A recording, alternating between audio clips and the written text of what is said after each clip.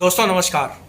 आज हम मौजूद हैं बरेली में महिला समाज कल्याण अधिकारी नीता अहिरवार साहब के केबिन में। आपसे कुछ अहम मुद्दों पर बात करने जा रहे हैं। चूंकि आज प्रधानमंत्री नरेंद्र मोदी जी का जन्मदिन भी है और ऐसी कौन सी वे योजनाएं हैं, कौन से वे कार्यक्रम हैं जो आम जनता के लिए, आम गरीबों के लिए आप पहुंचा रही हैं, किस किस योजना के तहत किस तरीके से लाभान्वित हो सकते हैं पात्र। और बीते दिनों आपको उत्तर प्रदेश की सरकार ने लखनऊ बुलाकर सम्मानित किया था, तो कौन सी उपलब्धियां थी जिनके आधार पर आपको गवर्नर आनंदीबेन पटेल के हाथों उत्तर प्रदेश के मुख्यमंत्री योगी आदित्यनाथ की मौजूदगी में सम्मानित किया गया था। आइए जुड़ते हैं नीता अहिरवार से।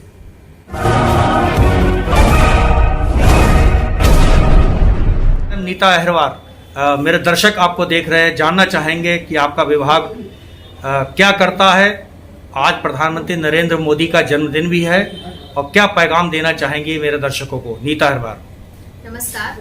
सबसे पहले तो मैं सभी देशवासियों को और हमारे देश के माननीय प्रधानमंत्री श्री नरेंद्र मोदी जी को तहे दिल से पूरे बरेली की ओर से और स्पेशली महिलाओं की ओर से जन्मदिवस की हार्दिक बधाई देती हूँ, क्योंकि माननीय प्रधानमंत्री जी के द्वारा बेटी बचाओ बेटी पढ़ाओ का जो संदेश दिया गया है वो बहुत अच्छी मुहिम है, जिससे हमारी बेटियों की शिक्षा, साक्षरता, स्वास्थ्य और उनके होने वाले अपराधों में कमी आ रही है और बेटियां आज के माहौल में महिलाएं सशक्त हो रही हैं। तो हमारे माननीय प्रधानमंत्री जी को बहुत बहुत जन्मदिन की हमारी ओर से हार्दिक शुभकामनाएं। मैडम, और कौन कौन सी योजनाएं हैं जिनसे गरीब लाभान्वित हो सकते हैं? कोविड काल के दौरान हमारे यहाँ जिनकी भी मृत्यु हुई है परिवार में, उनको उत्तर प्रदेश मुख्यमंत्री बाल सेवा योजना के द्वारा लाभान्वित किया जा रहा है। इस योजना के माध्यम से ऐसे बच्चे जो 18 साल के नीचे हैं और माँ बाप में से माता पिता दोनों या माता या पिता में से कोई एक एक्सपायर हुआ है कोविड के कारण, तो सरकार की ओर से ऐसे बच्चों को 4,000 रुपए प्रति माह की धनराशि दी जा रही है उनकी शिक्षा के लिए। साथ ही ऐसे बेटे या बेटियां जो कक्षा 9 या इससे ऊपर क्लास में पढ़ रहे हैं, उनको लैपटॉप या टैबलेट दिया जा रहा है। और जो बेटियां आज नाबालिग हैं, जब वो बालिग होंगी और शादी होगी तो सरकार की ओर से उनको 1,01,000 रुपए की धनराशि दी जाएगी।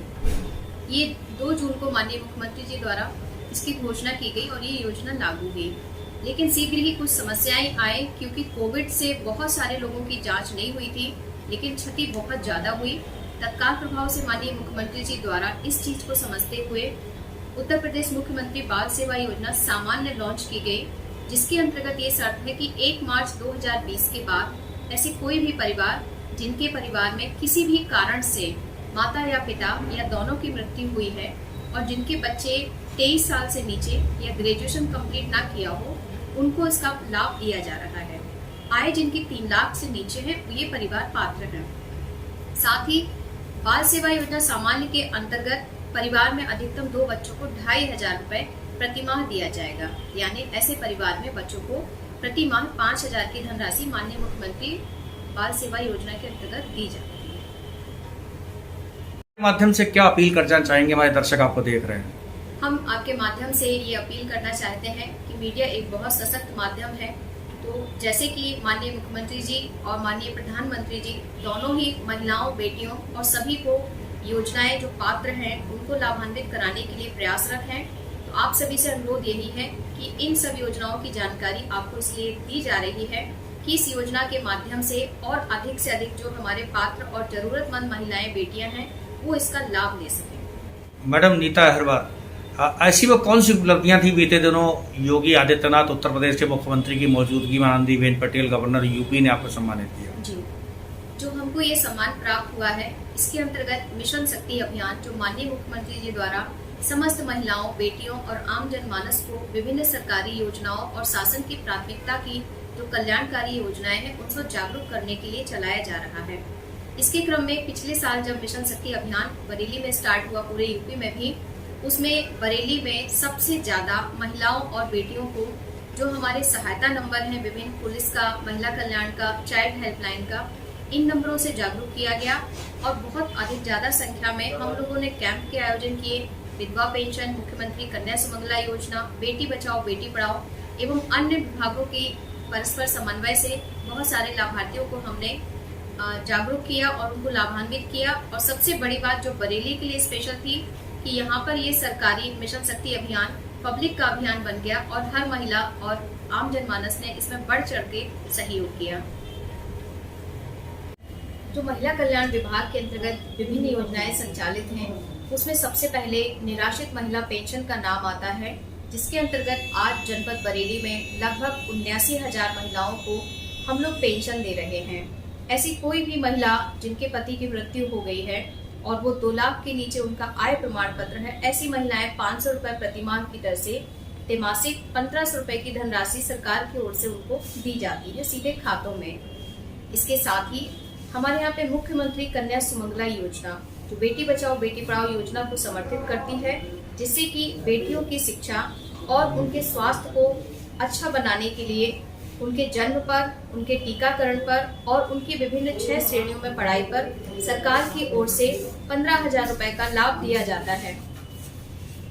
इसके साथ ही हमारे यहाँ पर इस समय जब कोविड काल आया तो पूरा देश परेशान था। उस परेशानी में जो हमारी महिलाएं बच्चे प्रभावित हुए हैं, अपने परिवार में किसी सदस्य को मृत्यु हुई है उनके लिए माननीय मुख्यमंत्री जी द्वारा और हमारे प्रधानमंत्री जी द्वारा पीएम केयर फंड से और मुख्यमंत्री बाल सेवा योजना के माध्यम से बच्चों और महिलाओं को सहायता दी जा रही है। भारत सरकार की भी कोई योजनाएं हैं क्या? जी, महिलाओं और बेटियों को सुरक्षा और स्वावलंबन के लिए हमारी केंद्र सरकार के द्वारा सबसे बड़ी मुहिम जो है वो है बेटी बचाओ बेटी पढ़ाओ योजना, जिसके अंतर्गत धनराशि के साथ साथ महिलाओं को प्रोत्साहन, सर्टिफिकेट, जेंडर इक्वालिटी और जो हमारे यहाँ महिला पुरुष का अनुपात सेक्स रेशियो कम हो रहा है या बेटियों को साक्षरता से पीछे रखा जा रहा है, इसके लिए पूरी बेटी बचाओ बेटी पढ़ाओ का क्रियान्वयन बरेली में बहुत अच्छे से किया जा रहा है।